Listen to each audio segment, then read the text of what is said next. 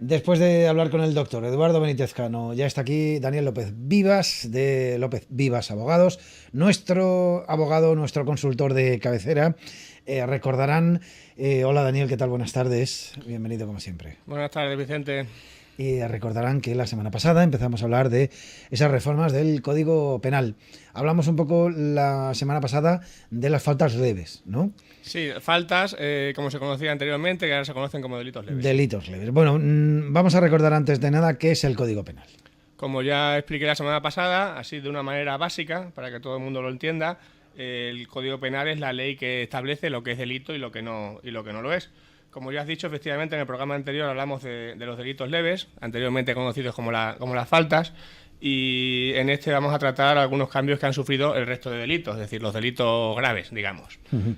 Para hacerlo un poquito más ameno, vamos a intentar explicar cuáles han sido los motivos y los casos de actualidad pues que han provocado esos cambios en esa reforma en el Código Penal. Bueno, reforma del Código Penal, ¿cuál es el primer delito del que vamos a hablar? Vamos a hablar de un delito muy polémico, que es la financiación ilegal de partidos. ¡Hombre! Ha ocupado muchas páginas en la prensa y seguirá ocupando muchas. Seguirá ocupando, sin duda. A ver, está claro que el caso Bárcenas pues ha causado muchas presiones sobre el gobierno, lo que ha motivado que tengan que incluir este delito en el Código Penal. En esta reforma lo que se está castigando, es decir, el delito que se aplica a partir de ahora, a partir del 1 de julio, que es la fecha de la modificación, es que las donaciones ilegales se castigan con una multa de entre 3 y 5 veces lo pagado si esa donación está por debajo de los 500.000 euros y con cárcel si es por una cantidad superior. Es decir, menos de 500.000 multa, más de 500.000 prisión. Bueno, vamos a empezar aclarando un concepto, el de donaciones ilegales. Eso es. Para aclarar ese concepto hay que ir a la ley de financiación de los partidos políticos y nos dice que las donaciones ilegales son o las realizadas de forma anónima, es decir, cada donación tiene que ir con una persona que se sepa quién es la que la realiza. Las finalistas, como por ejemplo, te la doy si me haces esto. A cambio de... Exactamente. O por ejemplo, con carácter revocable, es decir, si en tal fecha no me has hecho tal cosa, yo te retiro la donación. Todo eso está prohibido. También está prohibida si son procedentes de una misma persona física, si superan los 5.000 euros anuales, excepto en el caso de determinadas donaciones en especie, es decir, cuando se entrega un bien. Pero para dinero, que es lo más habitual, las personas físicas tienen un límite de 50.000 euros anuales. Y también están prohibidas las procedentes de personas jurídicas, cualquier empresa, por ejemplo, o de entes sin personalidad jurídica, que se puede considerar, por ejemplo, una comunidad de bienes. El famoso 3%, aquel que se denunció. Efectivamente. Bueno, ahora, según tu opinión, ¿la reforma regula bien este tema? A ver, yo entiendo que la reforma es demasiado benévola, es decir, echa la ley, echa la trampa. Si alguien quiere donar una gran cantidad de dinero a un partido, sabe que si no supera esos 500.000 euros, lo peor que le puede pasar es que le pongan una multa. De hecho, si se busca 10 personas y le da 50.000 euros a cada uno para que las donen, es un comportamiento perfectamente legal. De hecho, si vamos al sumario del caso Bárcenas, veremos que ninguno de los presuntos donantes, y digo presuntos porque en ese caso todavía no ha habido condena para absolutamente nadie, pagó más de 500.000 euros. Es decir, ninguno de los pagos que se realizaron allí, presuntamente, reitero, fueron de más de esa cantidad. Con lo cual, si salen condenados, solo tienen una multa. Claro. Vamos a ver, esa normativa no se puede aplicar al caso Bárcenas, porque estamos hablando de que la reforma del Código Penal entró en vigor a partir del 1 de julio. Pero es anterior. Si hacemos ese paralelismo, ¿sí? ¿De acuerdo? Si suponemos que esa normativa se le fuera a aplicar, cosa que ya digo que no es posible, ninguno de ellos iría a la cárcel. Se les pondría una multa de 3 a 5 veces de lo que pagaron y asunto resuelto. Por otro lado, también se está tipificando la conducta consistente en participar en estructuras u organizaciones, así lo dice la ley, cuya finalidad sea la financiación ilegal de partidos. Se está sancionando dicha conducta con la pena de prisión. Mi opinión sobre este segundo precepto es que resulta difícil de aplicar, así lo entienden también varios catedráticos de Derecho Penal, porque no deja exactamente claro qué son esas estructuras o organizaciones cuya finalidad sea la financiación ilegal de partidos. Basta con que 2 personas se reúnan en una habitación para decir que van a pedirle dinero a fulanito y a menganito para financiar el partido. ¿Qué es exactamente esa estructura? Yo entiendo que el precepto es muy oscuro y tendremos que esperar para ver cómo lo interpretan los tribunales, porque de ahí puede salir cualquier cosa. Pero vamos, a priori se podía haber redactado muchísimo mejor. También se establece que los partidos estarán obligados a la creación de organismos, y también lo dice literalmente, para prevenir y perseguir la corrupción en sus formaciones. yo no tengo mucha fe en estos organismos, veremos cómo funcionan. Se supone que el Tribunal de Cuentas supervisaba siempre las cuentas de los partidos políticos, que es una de sus misiones principales, y ese tribunal nunca jamás ha detectado ninguna irregularidad. Todos estos casos que han saltado a la prensa han sido por investigaciones penales, denuncias de terceros y demás. Para el Tribunal de Cuentas todo siempre ha estado perfecto y maravilloso. Es curioso esto, que toda España sepa que hay financiación ilegal de los partidos, menos el Tribunal de Cuentas, que se supone que es el que tiene que velar porque no la haya, ¿no? Tal que así ha sido. Es verdad que es un reglamento, una ley bastante laxa con los partidos, porque estamos viendo que en fin, que al final o tenemos la casi seguridad de que esto va a terminar en eso, en una pequeña sanción administrativa. Bueno, ¿tú crees que se debería haber establecido una regulación más estricta, entonces? A ver, sinceramente es como poner al lobo a cuidar las ovejas, o sea, el legislador, que lógicamente ha actuado a instancias de la mayoría absoluta del gobierno, que es quien redacta la ley, está aplicando aquí, llamémosle, un buenismo tremendo con los partidos políticos, que yo creo que ese buenismo la sociedad no lo comparte. Es decir, con los escándalos que ha habido, quizá no era lo más apropiado. Bajo mi punto de vista, debería haberse dotado de más medios al Tribunal de Cuentas para que pudiera investigar esas cuentas más a fondo. Pero claro, Vicente, es que aquí el caso tiene miga, porque nos encontramos con la paradoja de que quien aprueba esa regulación, que son los partidos, son los que van a ser regulados. Claro. Es decir, si tú te estás poniendo las condiciones a ti mismo, lógicamente te vas a poner unas condiciones más laxas, más favorables, que si se las pones a un tercero. Y esto es literalmente lo que está pasando.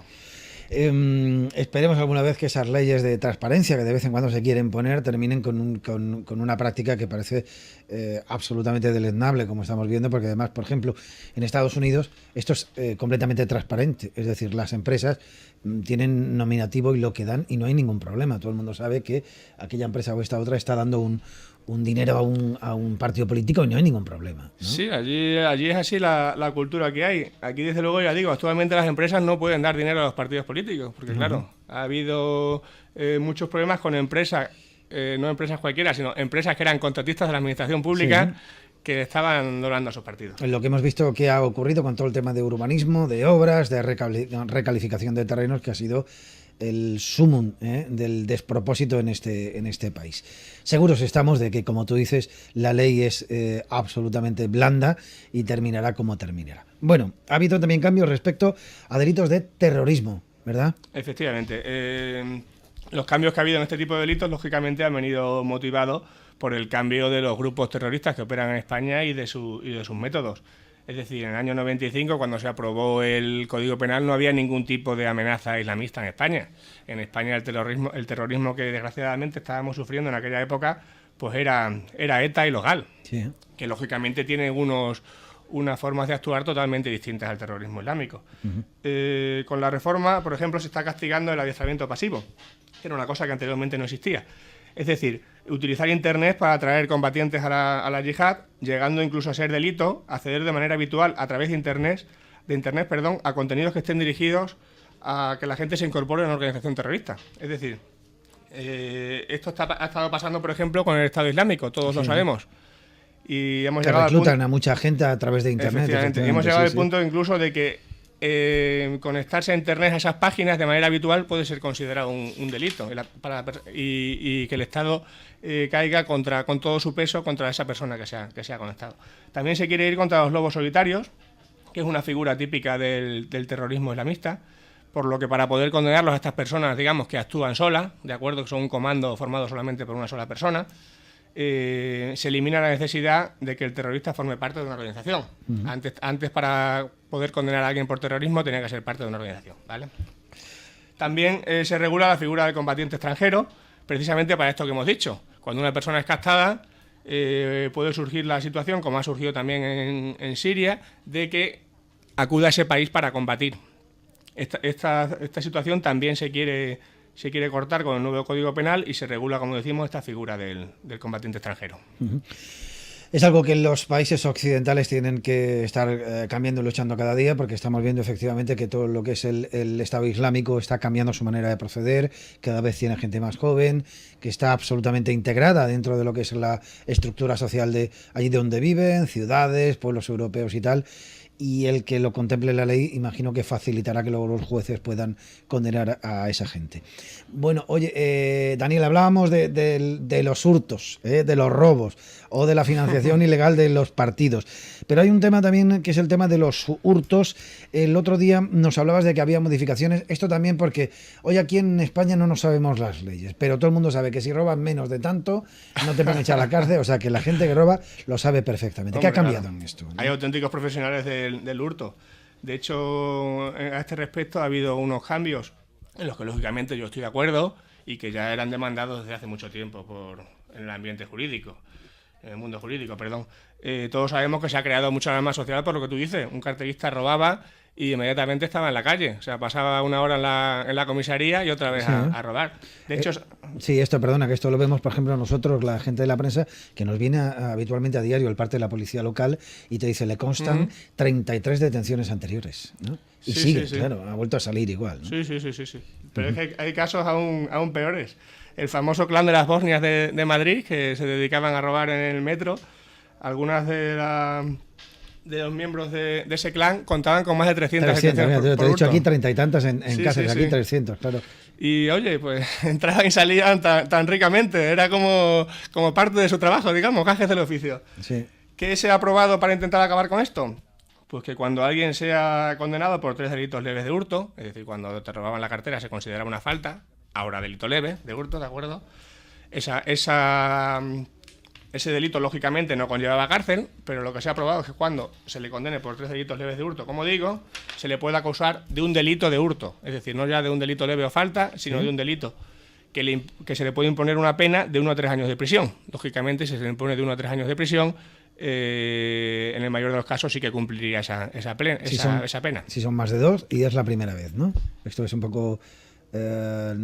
Sí, eso es lo que efectivamente se suele dar. Si no hay antecedentes, si son menos de 2 años y un día, no se suele cumplir. Sí. Por suerte está cambiando un poco la cosa, sino que se lo digan a Isabel Pantoja, que no es exactamente el mismo caso, pero ya la Fiscalía suele exigir que se haya abonado responsabilidad civil, que haya un cierto arrepentimiento y demás. Pero vamos, en este caso de los hurtos, ya digo, estamos hablando de que tienen muchas detenciones por hurtos. Lógicamente, de los 1 a los 3 le van a poner más de 2 años y es probable que cumpla la pena de prisión, con lo cual, lógicamente, se sacaría a esa gente de la calle. Se arregla el problema. Se arregla el problema. De que estén en la calle, que sigan robando y que tengamos... que lo tengamos ahí, eso, como tú dices, con más de 300 detenciones, ¿no? Yo, que me he mostrado muy crítico con muchas cosas de la reforma de este Código Penal, he de decir que en este caso es fantástico y maravillosa esta cuestión. También sabemos todos que han aumentado muchísimo los hurtos de cableado eléctrico, por la circunstancia de que el precio del cobre ha aumentado mucho y por tanto ha hecho muy goloso para los ladrones pues robar el material del que están formados los cables, el cobre. De hecho, ha saltado a la actualidad casos de urbanizaciones enteras que se quedaban a oscuras por el hurto de esos cables que llevaban la luz hasta las urbanizaciones, claro. De hecho, se ha visto, lógicamente, que había que hacer algo para erradicar eso. También se ha visto que había que erradicar los numerosos robos en explotaciones agrarias y ganaderas que ha habido durante este periodo de crisis. Es decir, aquí en Extremadura mucho. Mucho, sí. Mucho. De hecho, creo recordar que hubo que hacer un plan especial de vigilancia y todo para estas circunstancias.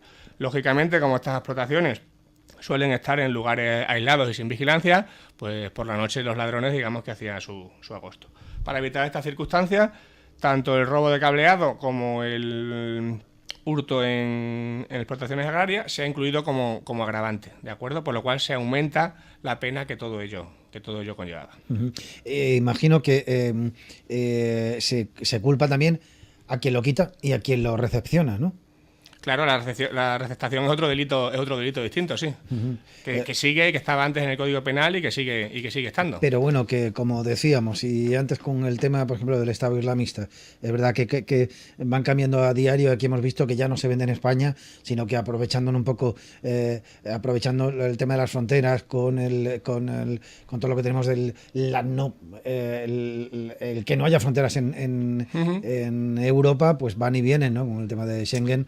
Pues claro, vuelven luego a países más del este, que es donde lo venden, ¿no? Claro, es que la cuestión del robo de cobre, por ejemplo, cuando el supuesto ladrón, digamos, iba a venderlo, eso todo tenía que estar registrado. Es decir, tenían que registrar qué persona lo entregaba, qué material exactamente era, cuánto pesaba, por las circunstancias de que si había alguna denuncia y la policía lo pedía, que quedara registrado todo lo que se había vendido.